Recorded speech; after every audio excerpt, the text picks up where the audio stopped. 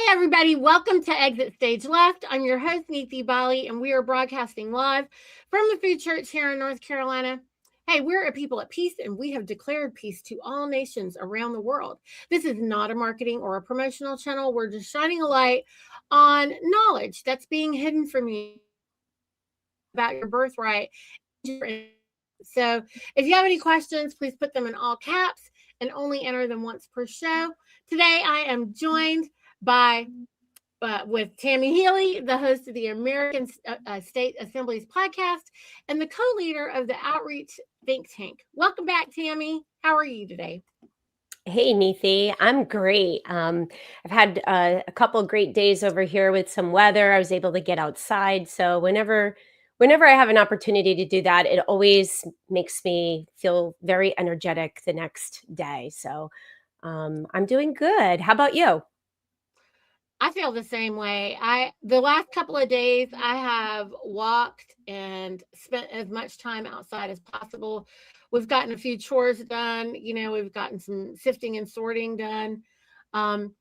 We're in rentals right now, so it kind of is annoying because we want to do a lot of building and stuff. And so a lot of our organization and cleanup and all of that is inside, which kind of is not as fun as being outside and just really building things. So we're looking forward to being able to do more of that. And so in the meantime, I do a lot of walking and daydreaming, and that's been fun. So. Good. It's kind of like a walking meditation, right? 100%, yeah. And I don't always have the opportunity to spend as much time doing that the way that I like. So it was really nice to be able to do that for the past couple of days. So awesome. Hey guys, me and Tammy, we got lots of things going on that we're interested in sharing with you. But what we want to talk about today actually revolves around this video that we want to share. Should we start with that, Tammy? I don't know. Yeah, I think it's a great start for the show. That way it sets the intentions. People could see where we're going with it. And just a, a preview of, this guy that we're hearing from is Dr. Len Horowitz. You're going to play that one, right? And yeah. He's one of the people that Hunter Key mentioned in the interview that I did with him, a few days ago. And so this is a video from him. And I've put the link in the chat for anybody who wants to go back and check it out later. Okay. All right, sure. Here we go. 5 to 8 hertz frequency has been determined to be nearly the Can everybody hear it? Center of the entire electromagnetic color spectrum. There's only one number. I don't feel like the volume's coming through. Is that true? The volume's coming through on my end, but your internet is rubber banding a little bit, so I think that might be why. But I could hear the video. Let me make an adjustment over here. They're doing a lot of construction out here, and maybe that's interfering. I'm not really sure. I couldn't hear it at all, so. Yeah, I could hear it on my end, and I'm just going to mute my mic so that it doesn't interfere.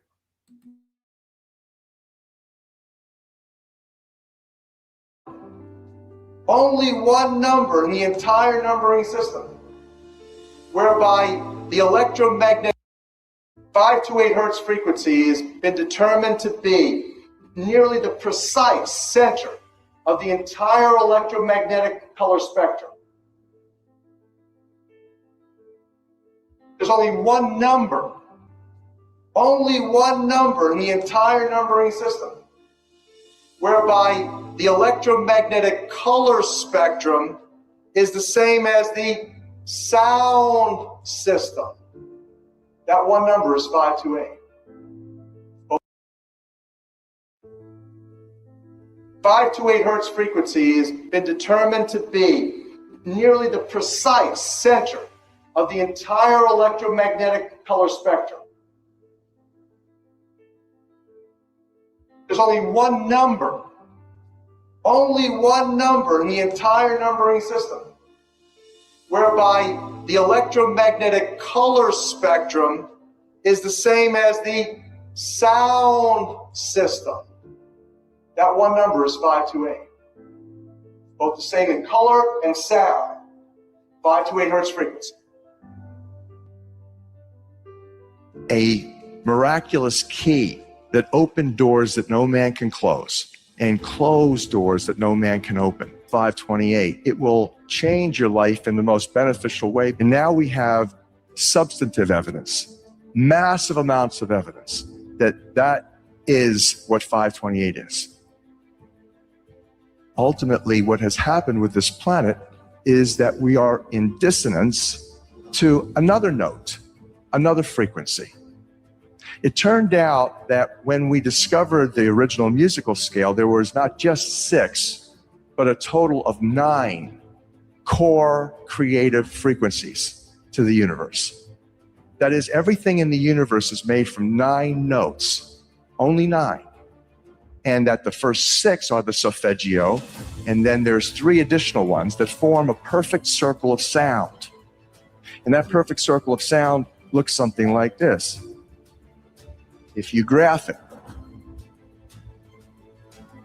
So the first 6 notes, 396, 417, 528, 639, 741, 852, was the original solfeggio scale.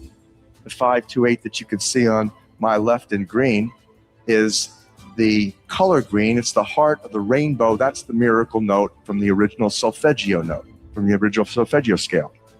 And the other note that you see, 741, which is part of nature, is called the devil's interval in musicology.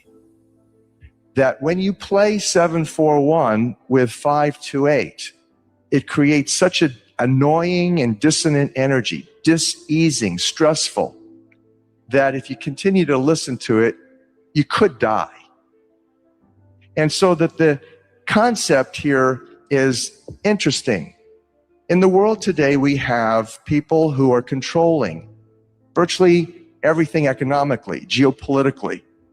Their agenda has been population manipulation, population control for millennia.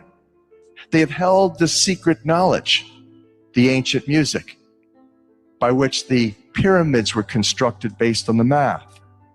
All of the universe is constructed according to these 9 tones. They knew about them. In fact, they instituted. In fact, it was the Rockefeller Foundation in 1939 that instituted the world's standard tuning. The Western world tunes to a 440 hertz frequency.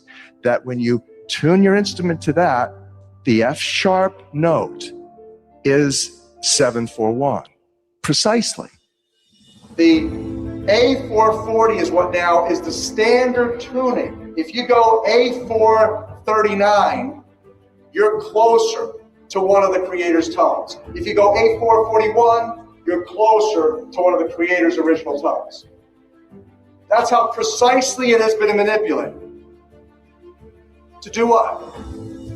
To shut down the 95% of your brain, particularly the right brain that operates the heart mind for the divine human community. Here is a metaphor so that you begin to understand what we're talking about. When you go driving your car and your channel on the radio is tuned to a station and you're grooving to the music, you love that music. As you get farther and farther away from the broadcasting tower, that music gets static. You start to lose the signal from the clear channel, broadcast, and it gets staticky. When it gets staticky, you get a little annoyed. But you want to listen to it. You really have a heart for that music, so you continue to listen to it for another 10, 15 miles, and suddenly it becomes so annoying that you just get disgusted. You go, and you shut it off. And if you continue to listen to it, you get sick. That's what we're talking about. Except you don't even know that you've been listening to the static your whole life. You don't even know what the true resonant frequency is because it has been kept. So in other words, the master composer, master conductor of the Universal Orchestra is singing love songs in 5/8, uplifting everything simultaneously. And we're the only species out of tune and accepting static for the clear channel. Dr. Masaru Emoto. He goes up on stage and he has a triangular, a musical triangle that he hits, like in an orchestra. He's hitting it over here. He hits it, bing, and about 30 yards or 30 feet away is his interpreter standing here with the same exact, a replica of that same size triangle. Frequency tuned to the same frequency. And he tells his interpreter to put a microphone next to it. And suddenly this one starts to resonate. He hits that one over there. This one starts resonating. How much of your body is full of water? They used to say when I was at Harvard School of Public Health, the truth was back then about 86%, 86% of your body, well hydrated, was water. Today they tell us it's only 75%. Hogwash, they've been dehydrating everybody with the poisons. 93% of the function of DNA is light and sound reception and transmission. Photon, reception, transmission for intercellular communication and cellular upregulation. You know what cellular upregulation means? It means precipitation. In the now, every millisecond, instant second, you're remanifesting right now in water. Water is the most energy conductive of all of the materials. It's a superconductor. Let me give you the fundamental, the rudimentary origin of the numbers. Here it is. The most important numbers, 3, 6s, and 9s. Again, Tesla, who created Tesla coil. Tesla coils, energy amplifiers. Your DNA is an energy amplifier, a coil, operating by the 3, 6s, and 9s primarily. For those of you who don't know what I'm talking about, you've probably looked at engines or motors, magnets that have been wound with copper wire. When you do that, when you wind the copper, coil the copper around the magnet, it enhances the energy dramatically. That's what your DNA is. It's an antenna to the Creator. Every single cell of your body has this energy capability. It has this divine intelligence. What does that mean?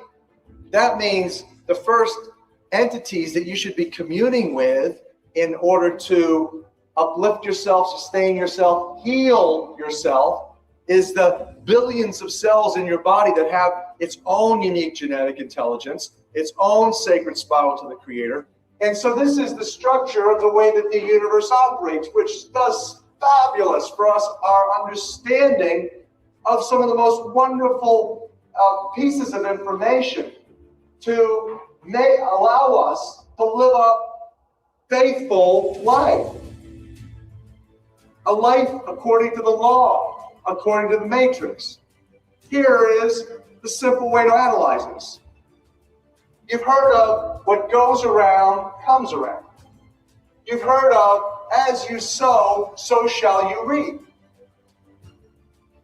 So this explains it. Let's say that you're here and you are putting out negative thoughts, negative behaviors, negative actions. It's all energy. The neurology in your brain's powerful. 86% of you is God water. So now that's going out, and it goes out, and here's what happens. It goes out, goes up and down. This is called the event horizon. You shoot down through the middle of the event horizon, which is the black hole, comes out and spins back around, ultimately comes right back, bringing to you karma, bringing to you, it's all according to the mathematical matrix. It's certain, it doesn't lie, it's always consistent, there's nothing missing, nothing broken in it.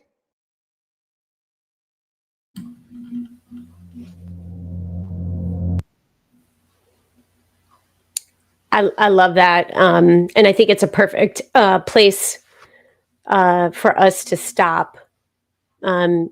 Niti, are you there with me?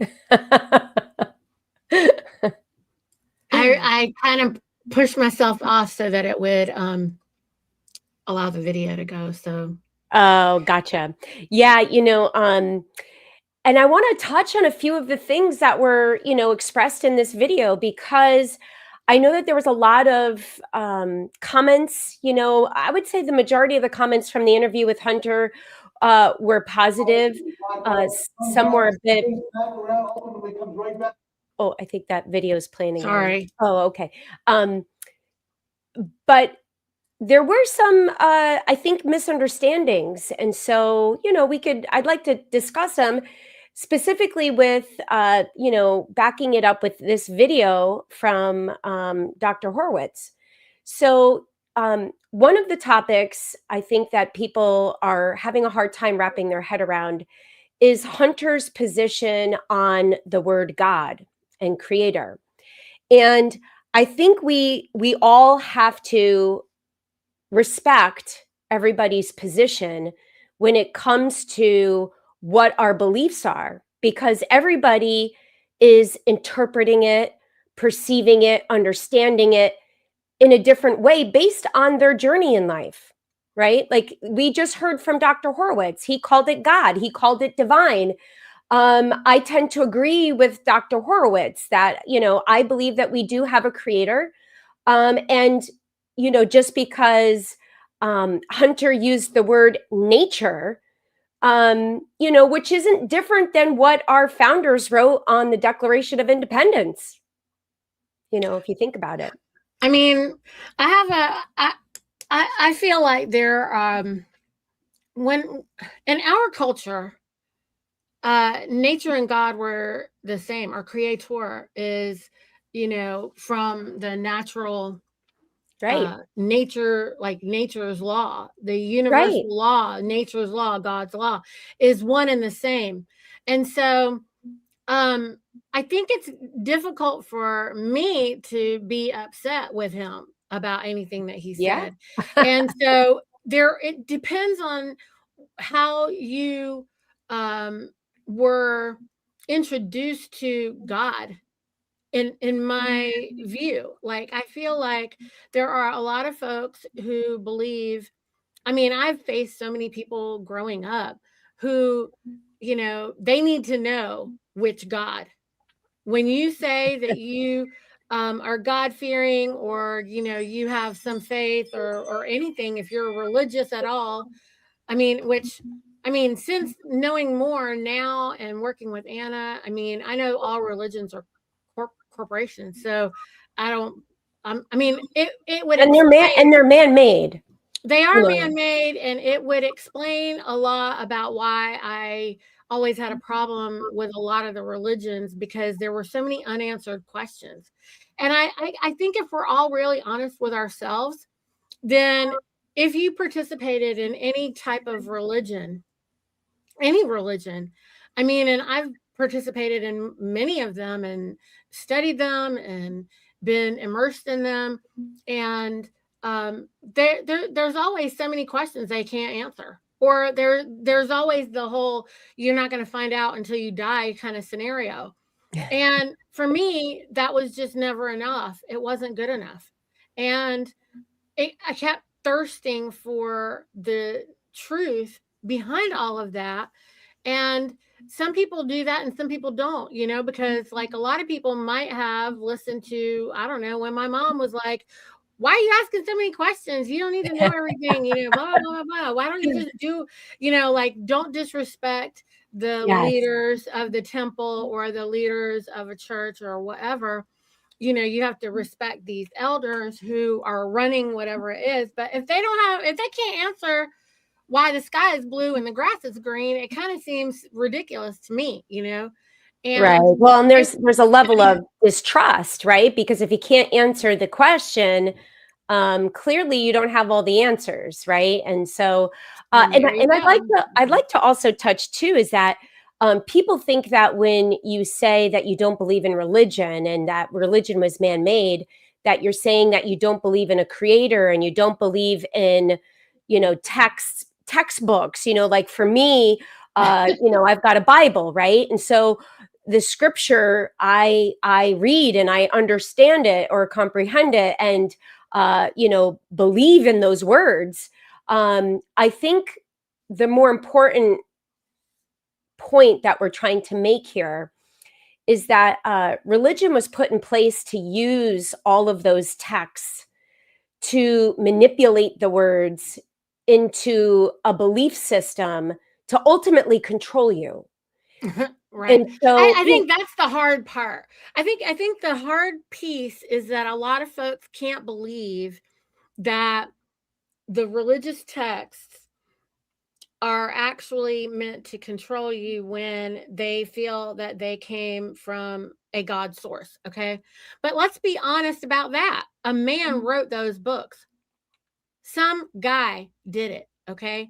And so we have those. And listen, when you think about the way that men shared the stories of their experiences with the creator, then it was always metaphorical because there are no words to really express that actual power, the life encounter, force. yeah, that encounter and that experience, you can't put it into words.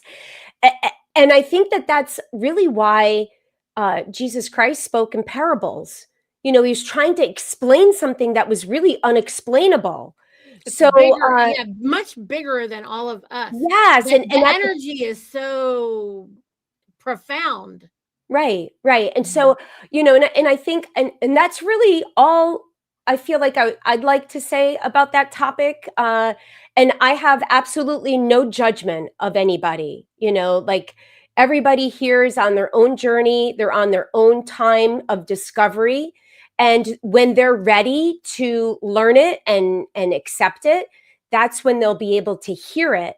The one thing that I will say is that it's really not in your best interest when you hear somebody else speak about the way that their beliefs are, right? Like what they believe to be true. May I say something about that? Well, I just want to finish this is that I don't think that it's in our best interest to start attacking people or throwing the baby out with the bathwater because that one thing that they said, may not be in alignment with your beliefs. And so, I just would like people to keep that in mind as we're moving forward here. Well, 100%. We're not judging anybody or saying this is right and that is wrong or whatever. But everyone on earth is who we're working with, first of all. And everyone on earth has a different journey, path, connection to their creator. And it is not all going to be through the Bible. It is going to be coming from all the various texts on earth. Right. And all the various faiths. And yes, I mean, the lens through which we were brought forward to know of our creator, right? That lens, there's an affection there. There's a relationship there. There's something there that is connecting and bonding you with your mom and your dad, your grandparents, whomever. And there is nostalgia and a lot of things involved that are, holding all of that together. And so as you expand and hear this new information, there's no reason for you to have to completely cut all of that off. There's no reason why you can't say, oh, I see how they taught it to me this way because there were no words for whatever. But that is kind of saying the same thing. And if you really think about the way that the stories went, like what I was brought up to know versus what maybe someone else was brought up to know. You and I have had many conversations, Tammy, where you're bringing it and you're coming at it from this point of view and I'm coming at it from this other point of view. And when we talk about it a little bit more, it's the same thing. We're just like, oh yeah, but you called it that and I called it this. Yeah. And I think too, like this is, part of the issues with the religions is that you have pastors that were trained, they went to theology school, right? So we know all about the schools, right? That the curriculum was, again, manipulated in such a way to control and to put a narrative out that the control masters want us, to believe. And so,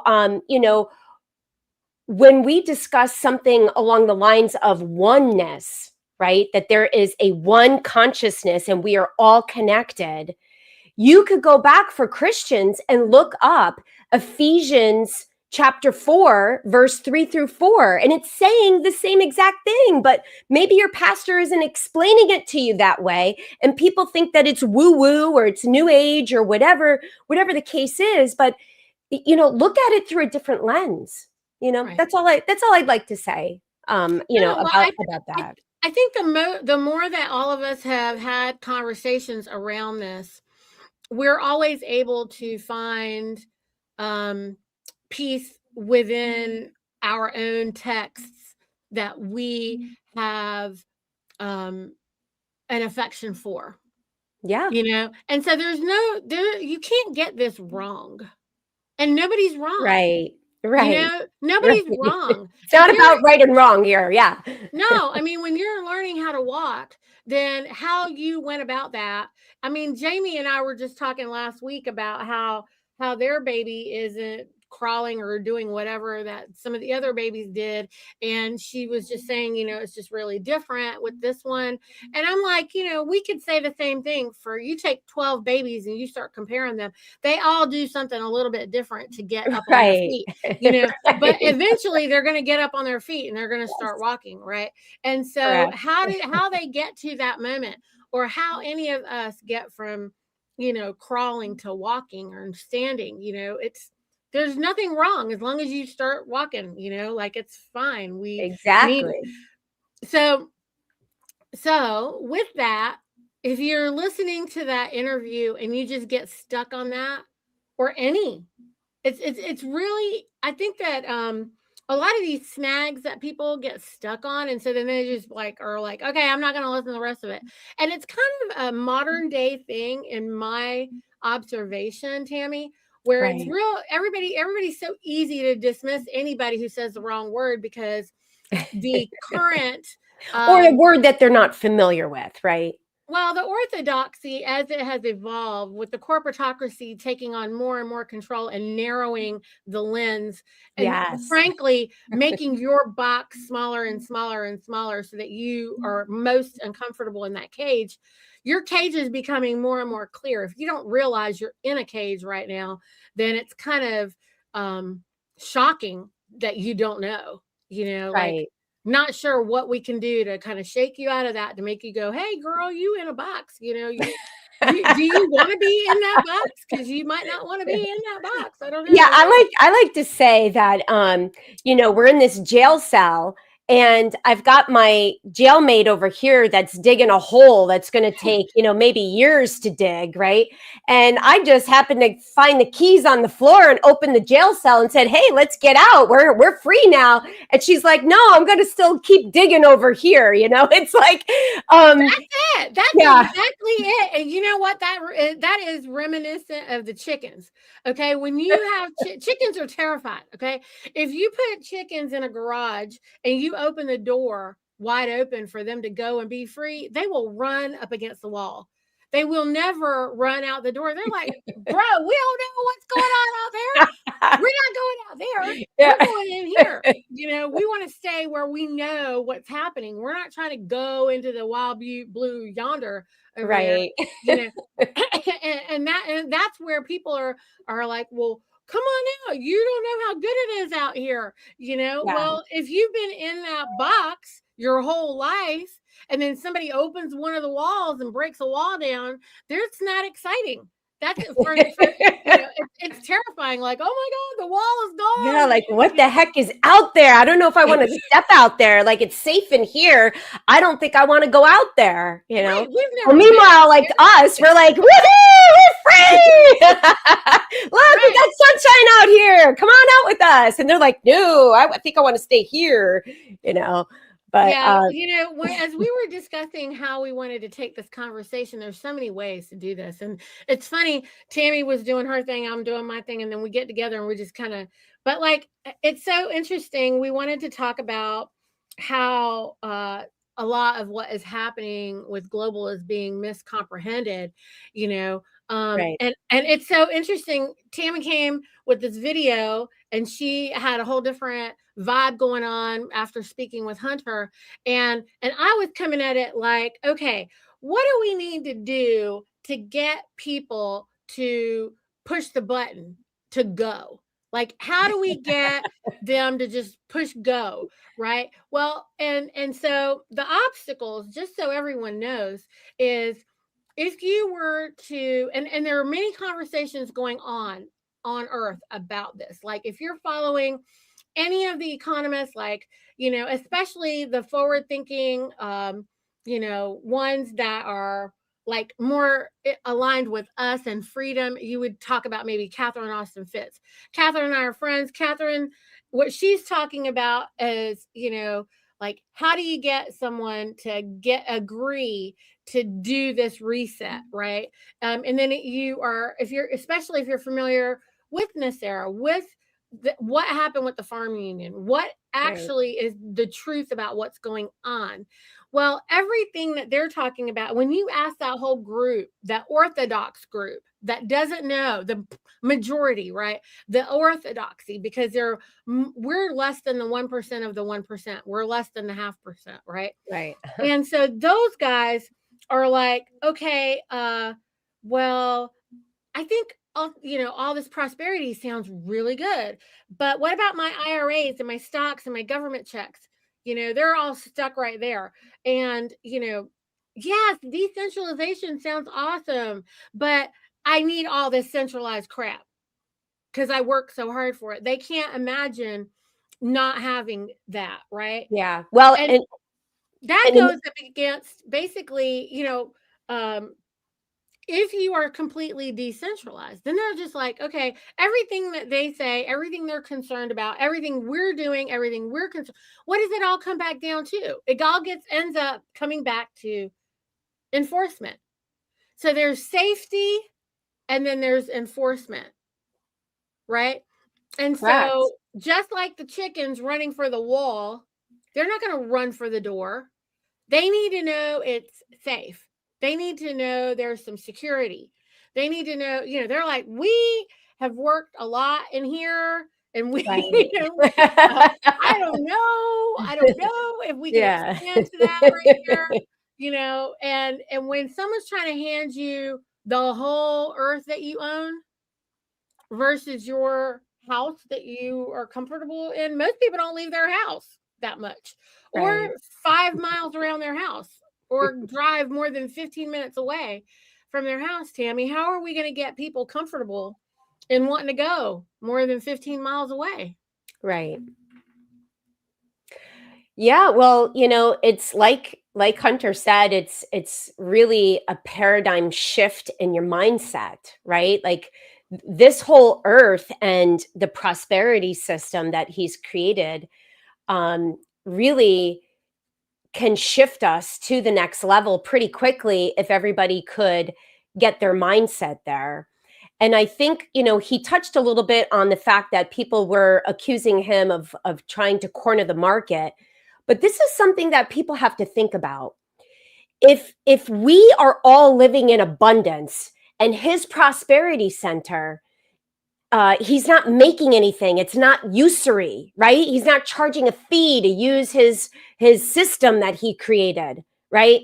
How is he then cornering the market? You know what I mean? Like, he's not making anything off of this. We're all going to be prosperous. And so I think that people have to wrap their heads around that. They have to, and he may not have all the answers. Like when I asked him, hey, like if I was to buy something from you and then I gave you, there was the exchange that took place electronically, digitally.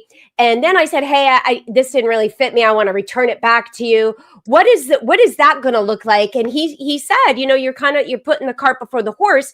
They're not there yet. It's not that it won't ever exist, but he's just not there yet. And so, when everybody keeps complaining about, something that he's not doing or an answer he's not giving, it's he has created something that hasn't ever existed before. Have you created it? Well, I will tell you, as a business, do you want to take a stab at creating a system like this? Go for it. I know. Well, how about before even that? Like what you asked him, like what is the solution for the shirt not fitting or whatever? The problem with him answering that question is many. I mean, how do I know as a business owner? Well, I'll tell you what, if I sold you that shirt, then I get to decide how I'm going to make it right. He doesn't get to decide that. So how am I going to make it right for you? That's between me and you. So he can't speak on it in the first place. That's right. Number one. Number two, maybe I'm going to just send you something else. Maybe I'm going to just give you your money back and just say, how many times, like, I'll just use Amazon as an example, even though we hate Amazon, but like, if you wanted to return it to Amazon and they're just like, girl, it cost us too much money for you to send it back to us, just keep it. And we just give you your refund back. But like every vendor gets to decide how are they going to make it right. It's not going to be him. Whether it is that he gives you a credit back, whether they say, hey, we're going to send you something. It's going to have an envelope in it. Put your other thing in it and send it back. Like, you don't know what their shipping expenses are, how they are managing it. How are they absorbing this exchange? Well, yeah. And I think the point in that question, and I guess that my point got kind of, overlooked, is that the current system in which we're operating in, the SWIFT system, is that if I were to go back to the vendor and say, hey, I need to return this because it didn't fit and I just want my money back, right? And they're like, okay, I'll refund it for you. And they take the merchandise back. They get the product back immediately. But for me, because they're using the SWIFT system's policies are that you're not going to get your refund until 7 to 10 business days, because what nobody realizes and knows is that we're going to take that, I don't know, $50 that you just, were refunded, and I'm going to trade it on the stock market, and I'm going to make a couple extra bucks for myself, and then I'll give you back your money, right? Because that's what we're currently working with right now. And so I didn't really necessarily needed for him to give me an exact answer on that. It was more of the fact of what we're dealing with, because I agree with you, Niti. Like if I called you up and said, hey, Niti, that shirt that you sent me, it has a snag in it. And after I tried it on, I really don't like it, and I'm sure as a vendor, you probably already will have your refund policy put in place, right? And so if I'm qualified to return it, then you're going to say, hey, can I offer you a different product that in exchange for this? Or, hey, can I give you a store credit and maybe you could purchase something different? Or, okay, if you don't want anything and I can't remedy this for you, then here, I'm going to send you back the money. And what I was looking for is that, well, if the vendor decided that they were going to give you a refund, it's going to go exactly back into your account and you're going to receive it immediately, right? Like, and I'm thinking that that's the process, because it seems pretty seamless, like, but again, you can go one way, you can go the other way. And right. So there is no reason to discuss it, right? That if you can send it to me, I can send it to you.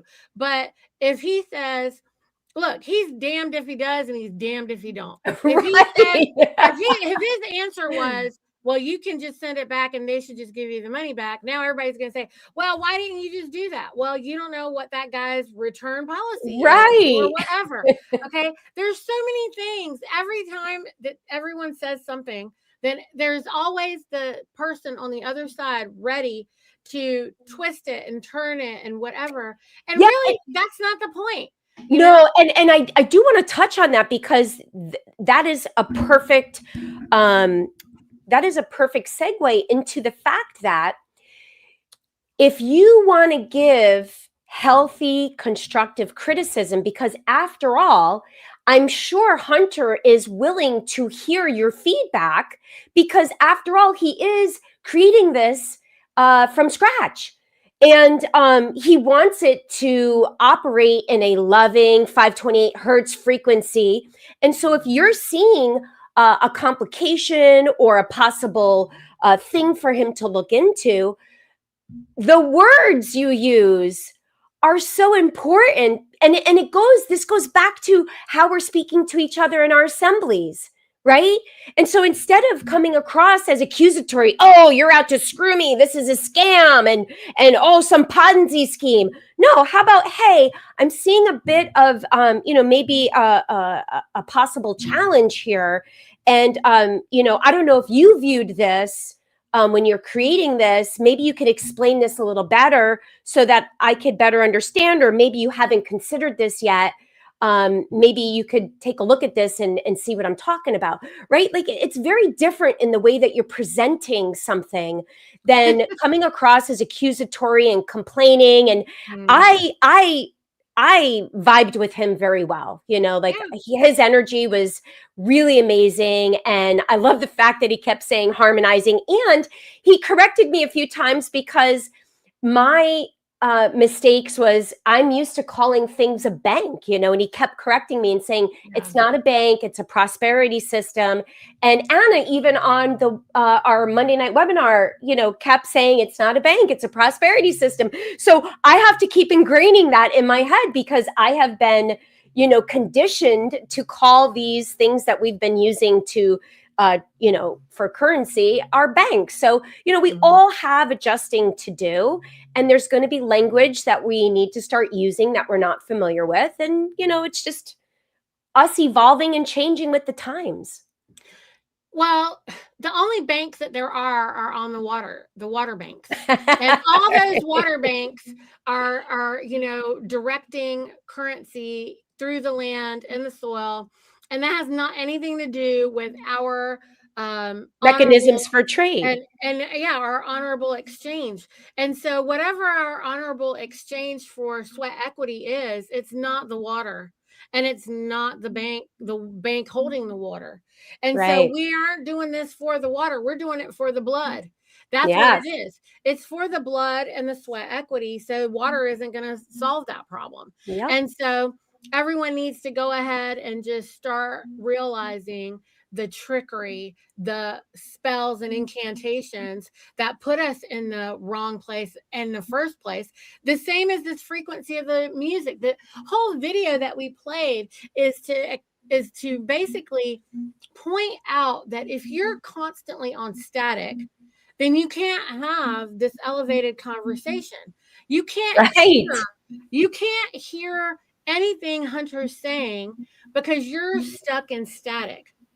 You can't know what he's saying because you're stuck in static. And all in the same way, you can't hear what anyone who has the solutionary enforcement answers, because you're stuck on static. And we have to be honest. Again, we're going to keep going back to the fact that it's easier to lie to yourself. It's easier to stay in the lies and only operate on what is in the garage and not once the garage door opens. Because if you don't know what's on the outside of that garage door, you can't speak about it. So you probably should not speak about it. And you're mentioning speaking in words, right? He mentioned, the word love, right? And somebody made a comment that love isn't just a word. Well, his point is that our words have a frequency. So when we're speaking, right? Like, it's like if I were to say, Niti, I love you, or Niti, I love you. Right? Like, there's difference in your tone and your intent. And is it coming from the heart? That's what harmonizing is, right? It's the thought. Remember, it goes back to this. So it goes back to the thoughts, the emotion and the action. And the action. So the action is the word. The word is the thing. It's the thing that you do to do the action. And so thoughts, that's when thoughts become things. Thoughts aren't things, but they become things when you put words behind them, when you put your voice, I just wrote an article about the power of your voice. Right. That's why your whisper can stop a storm. Yeah. That's why your breath, your whisper, your intention, that is your thought, your intention, your vision, your whatever. Then you put your feeling behind it and it becomes more powerful. And then you put your action, your word behind it. Now it becomes power. Yes. Right. And I used to explain this to my kids when they were little. And, we were teaching them how to apologize for something that they did wrong, right? And I can remember, my daughter was very stubborn. and she did not want to apologize to her brother if he hit her and she hit him back and, whatever, right? And there was this strife between them. And I remember, saying to her, you have to apologize and make amends here, and we have to get past this. And I remember she'd go up and she'd be like, I'm sorry for hitting you, right? And we'd be like, nope, you got to try again. I'm sorry for hitting it. Nope, sorry, you got to try again. Like, it's got to come from your heart. You have to mean it. Go back in your room and think about why you're saying you're sorry. And it's like, okay, she'd come back and she'd be like, well, I really wanted the toy that you were playing with and you weren't sharing it with me. And so, I just hit you because I just really wanted that toy and I'm really sorry that I hurt you. Right. That's an apology, right? That's heartfelt and it has meaning behind it. Yes. But you had to be honest. You had to say, this is what I want and this is why I want it. This is what I want and it's why I want. And that's why I keep saying you have to know what you want and why. If you don't know why you want it, then you can't actually do the thing to have it. Anyway, look, everybody wants to know when is the bank, which is not a bank, opening. It's not about that. It's about an energy exchange. The funniest part to me, Tammy, is the scam. Everybody wants to call Anna and Hunter scam artists. I think this is incredible. You know what's the scam? The scam is actually you lying to yourself because you hear them say something that they are excited about, that they want to give as a gift to the world.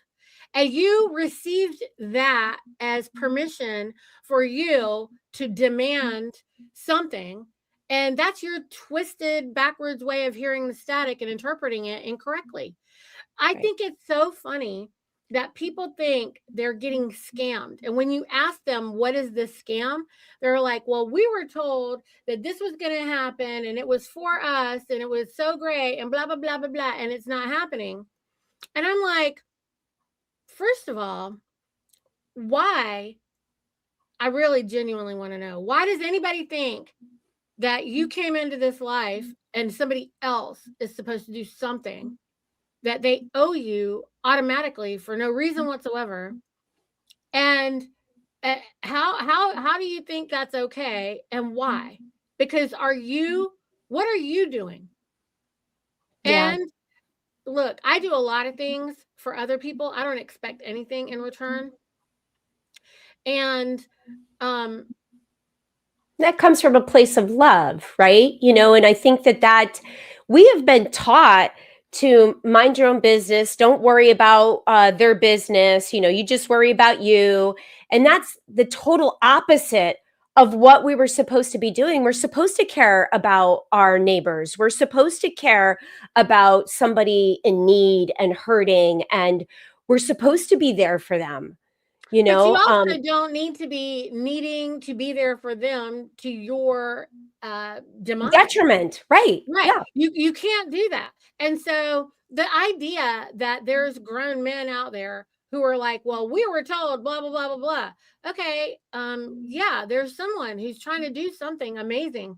And also we have to come together. This is supposed to be one of those all for one for all things. This is a Three Musketeers kind of a thing. And so if you're not interested in doing your part, which might just be to sit down and shut up, I don't really know. Maybe you sit and be quiet, or you can get up and do something. But however it is that you do, no one's asking you for anything. Yeah, And well, it goes back knowing to, a scam, well, I just want to finish saying this one thing, Tammy. If you're being scammed, that means that someone took something from you in exchange for something you promised them. And there's nobody who's done that. no, And no. if And it goes back to, I remember my mom saying, if you have nothing nice to say nothing at all, right? And so, and it's not that we're trying to tell people, oh, you can only say, positive things. It's if you're looking for your questions to be answered, go back and reframe your question in a way that is not offensive, right? Like accusatory. What's the tone of your question? And unless you have proof that somebody is scamming you, then keep your opinion to yourself. well, you're going to do whatever you want to do. So I don't try to tell people what to do, like whatever. But also, at the same time, no one has to receive what you're doing either. Right. And so, Exactly. nobody's going to receive that. All right. And so, what are you hit with? A wall of silence, a wall of nothing, because everybody's all like, why isn't Hunter saying this, that, the other? Well, Hunter's on a really high flying disc. And so, if you don't get up on that disc and fly high and bring some positive vibrations with you, he doesn't even know you're there. He can't even see you, and he shouldn't. And he never, not just him, anybody. No one needs to lower their frequency to meet you in fear and, whatever, bemoaning and, hate even, No, and I don't even get that from him. He seems to have a very compassionate disposition. And yes. so, and that is something beautiful because you're creating something, offering it to 8 billion people on the planet, and receiving the amount of ridicule, and still showing up and doing it anyway. No different than Anna. Anna does the same thing for us. 100%. Yeah. Because we need the enforcement and the knowledge on how to do that. We need all of it. And all of us should just get in and help push the needle, because really that's what this is all about. It's all about pushing that boulder up over to the other side and getting it over the, get it out the gate. That's what we have to do, right? Exactly. And hitting your point there, Niti, is that, if people are looking for safety and security, the best way to get that and receive that is to get your assemblies seated and fully functioning. Get your positions filled, and that's where we're going to get the safety and security. Well, actually, it's going to be even beyond that, because you don't need just recognition from the Federation. If you don't get recognition from the de facto, and they don't start realizing that there's more than one status on America, then there's nothing worth talking about. It doesn't matter what the Federation recognizes. It matters what the de facto recognizes. It matters what the whole rest of the people, the 9 billion people, however many, 8 billion, whatever it is, if everyone on Earth doesn't recognize what you're doing, then it doesn't even matter anyway. So yeah, and I'm not sure if it's going to take the de facto to recognize you. I think, well, it is if we're enforcing something. well, How are you enforcing something? I think that the more focus, though, is on the people, because this government is for, of, and by the people. And so when the people get on board, I think that's, and the people are doing the work, and the people are actually involved and making decisions and being accountable and responsible. I think that it's going to be a no-brainer for the de facto to recognize you. Well, you then can't. they'll be a part of it. And how do you make them a part of it? Right. You can't make them a part of it by fighting with them or ignoring them or not talking to them. Sorry. Exactly. The only way for this to work is for all living men to come together and talk. And if you don't come together and talk, there's nothing going on. So what I mean is that you have an entire assembly situation going on where people think that the only thing that they have to get going is recognition from the Federation. No, that's dumb. If you aren't getting the people on your counties, the people with the boots on the ground, the people who are on your land and soil on board with you, then you're not doing what you're supposed to be doing. Right. And it requires courage to be able to have those conversations with And love. yes, in love. And we're not here to like you said, fight or be combative. Educating somebody, law enforcement officer on the side of the road is not the best opportunity to try to educate them. But, meeting them and having conversations with them outside of those kinds of encounters, I think is going to be a little bit more productive. Right. And making sure that you're operating in peace, in love, and, Right. and letting them know that you're about safety. You're about peace. You're not a combatant. Right, right. And it goes back to the frequency, right? Right. Like getting your intentions right. And I think, going back to what we've spoken about previously on other podcasts, and and backing up what our fiduciary has said, is that we've got to come from a place of love and an intent, and showing up in that way and getting our frequencies high, which requires the work inside, which requires us to change our language and how we communicate with each other. It all kind of ties in together to get us all there. Yeah. Yeah. Elevate. That's all we wanted to really say today, I think. I think we covered it. I think that was the big deal because, yeah, I mean, I think a lot of folks want a quantum leap, and physically we can't have a quantum leap and be able to withstand that, but mentally we can. And so we have to work on our minds, and that means that you can't get triggered, which is a professional psychological term, right, for the brainwashing and the mind control. So if you're going to listen to anybody saying anything and get stuck on the word God or stuck on the word whatever, and that loses you, you're not in a position to tune in to the actual truth, because you can't let every single thing be a blockade, because it keeps you in the box.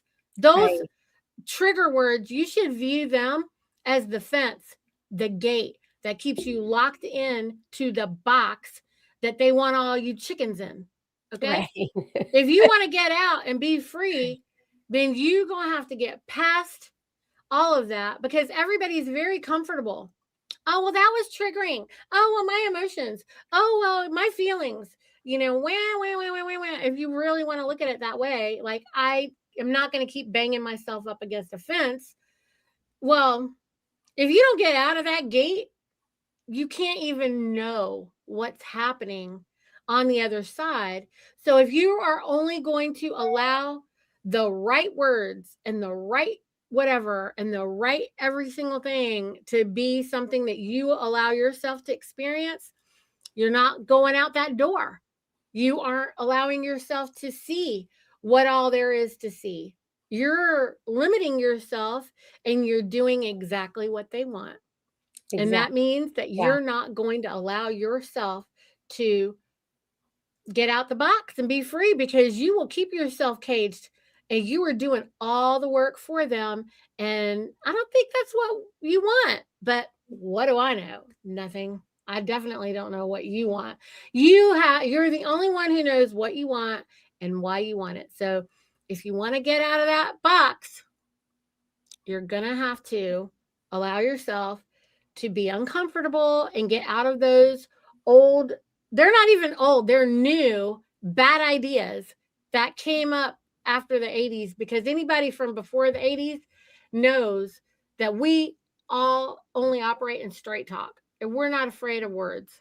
and we're not afraid of the truth, and we're not afraid of somebody hurting our feelings, and we will maybe take a couple of minutes to recover from the hurt feelings, but we will get to the point of, oh, that's what they were saying. Yeah, and I think we're also not afraid of course correcting, like if we realize, hey, oh, there's a different way to say that, there's a different way to do that, there's a different, like we need to be flexible enough to change, because that's what evolving and growing and elevating requires of us. Mm-hmm. And if they had 99% of your brain turned off, and we did anything to help make you realize that, oh, wait a minute, I can turn something on. Right. Then you still get, okay, so this is where Anna said, everybody's making choices right now. You're making choices. Are you going to choose to, go to the new earth, or are you going to choose to stay on the old earth? Right. And everybody has a choice. And you can't get it wrong. Right. I did want to mention to people that Hunter and I will be having a follow-up interview probably in the next couple of weeks. And so, we hope to address some different topics, and, maybe have some of your questions answered. He did inform me that there were big things happening in the next couple of days. So he was going to be really busy with those things. So it's exciting times, folks. We've got, you can't expect to stay in and do the same old and have the way that we've been living remain the same. Things are going to change, and change is not a bad thing. It's a good thing, especially if we're going to press forward into a prosperous and new earth. It's going to be different times than what we're used to, and that's something to not be afraid of. It's to have courage and to live with an expectation that it's going to be a heck of a lot better than what we have currently. 100%. Yeah. Well, Tammy, thank you so much for all the hard work that you are doing, and for the great interviews. And I really love your production style. It's really, really good. Thank you. And I mean, you really, you put so much energy and thought and love into it, and we can feel it. So thank you for doing that.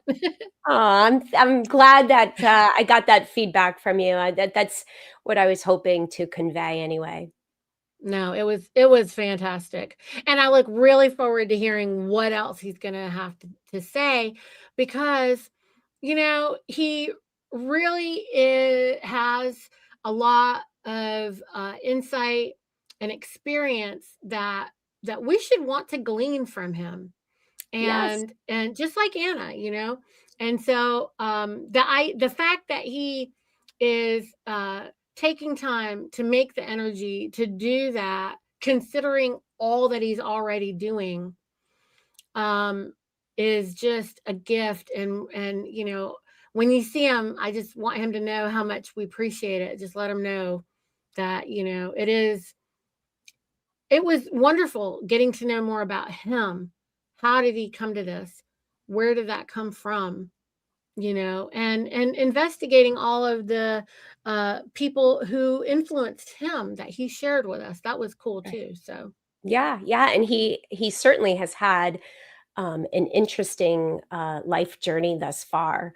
And I really enjoyed learning about him as well through that interview. And I'm looking forward to the future interviews with him, and allowing to be the go-between from, the people to him, and trying to express what he's doing through love, compassion, and, and with good intentions.